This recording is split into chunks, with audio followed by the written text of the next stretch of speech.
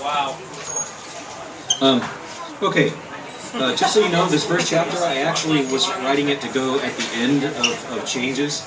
But when I got done with it, I kind of went back and looked back at it and said, nah, it'll torture him a lot more if I do it.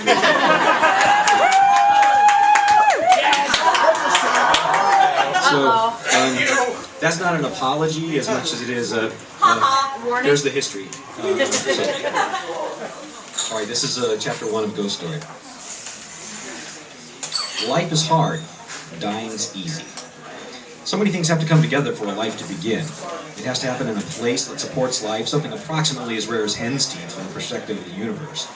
Parents, in whatever form, have to come together for it to begin. From conception to birth, any number of hazards can end a life, and that's to say nothing of all the attention and energy required to care for a new life until it's old enough to look after itself.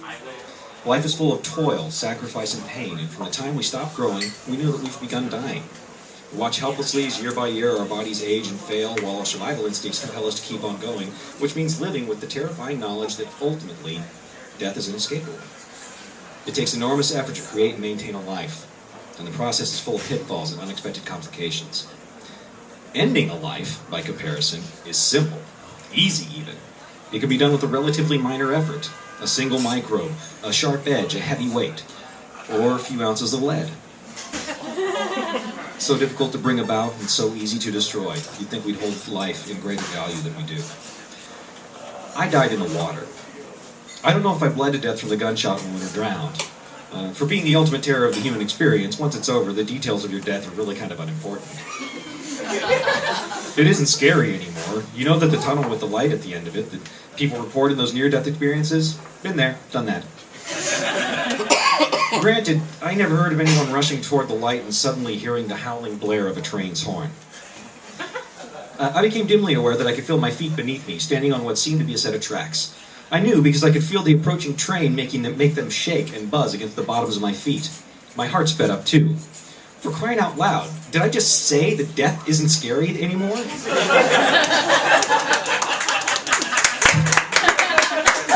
that to my glands. I put my hands on my hips and just glared at the oncoming train in disgust. I'd had a long, long day battling the forces of evil, destroying the Red Court utterly, rescuing my daughter, and murdering her mother. Oh, and getting shot to death. That kind of thing.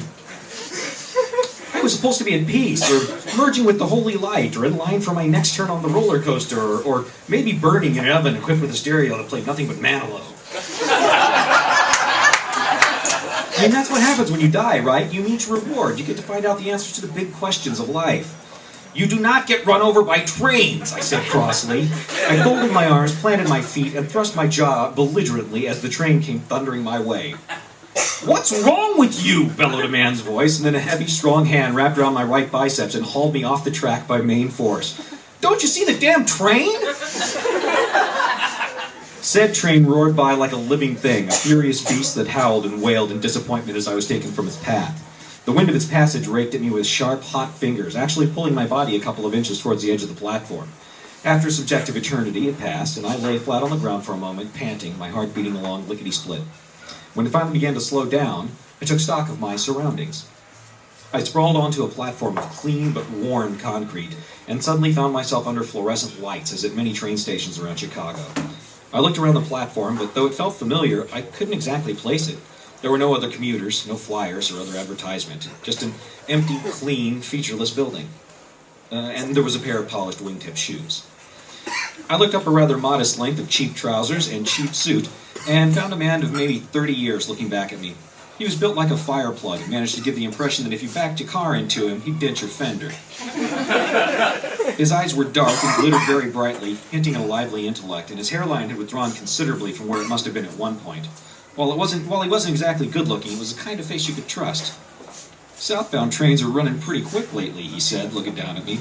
I figured you probably didn't want to hook up with that one, Mr. Man. I just stared up at him. I mentally added 20 years and 40 pounds to the man standing in front of me, subtracted some more hair, and realized that I knew him. I stammered. Say it with me, he said, and enunciated. Carmichael. But you know, I said, dead. He snorted. Whoa, buddy, we got us a real genuine detective with us now. We got us the awesome, wizardly intellect of Mr. Man himself. He offered me his hand, grinning, and said, "Look who's talking, Dresden." I reached up, dazed, and took the hand of Sergeant Ron Carmichael, formerly of the Chicago Police Department, Special Investigations Division. He'd been Murphy's partner, and he'd given his life to save her from a rampaging loot guru. That had been, oh, hell's bells, more than 10 years ago. I saw him die. Once I was standing, I stared down at him for a moment, shaking my head. I was a lot taller than he was. "You," I said, "you look great." "Funny what being dead can do for you," he said, widening his eyes dramatically. "And I tried Weight Watchers and everything." He checked his watch. "This is fun and all, but we better get moving." I said warily. "Get moving where, exactly?" Carmichael stuck a toothpick in his mouth and drawled, "The office. Come on." I followed him out of the station, where an old gold-colored Mustang was waiting. We went around to the driver's side and got in. It was dark out. It was raining. The city lights were on, but the place looked deserted except for the two of us. I still couldn't tell exactly where in Chicago we were, which was damned odd. I mean, I know my town. I hesitated for a moment, looking around, trying to place myself by spotting the usual landmarks. Carmichael pushed the door open. "Don't bother, kid. Out there are all the buildings that could have been, as well as the ones that are. You'll give yourself a headache if you keep thinking at it." I looked around once more and got at the old Mustang. I shut the door. Carmichael pulled sedately into the empty streets. "This isn't Chicago," I said. "Genius," he said angrily. "Then where are we?" "Between." "Between what?" I asked. "Between what?" he said. "Between who? Between where? Between when?" I frowned at him. "You left out why." He shook his head and grinned. "No, kid, we're real fond of why around here. We're big fans of why." I frowned at that for a moment and then said, "Okay, why am I here?" "You never even heard of foreplay, did you?" he said.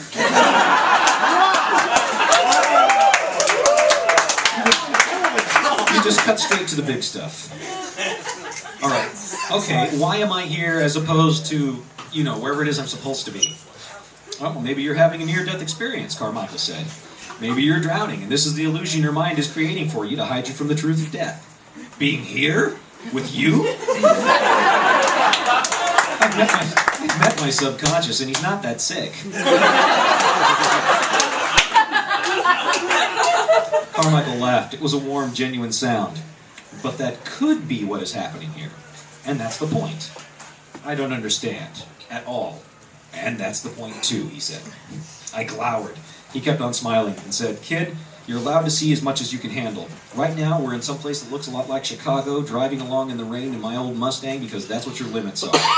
Any more would," he paused, considering his words, "would obviate certain options, and we ain't big on that around here."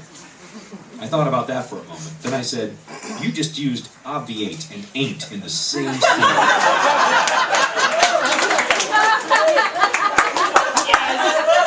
I got me one of them word-a-day calendars. He said, "Don't be obstreperous." "Are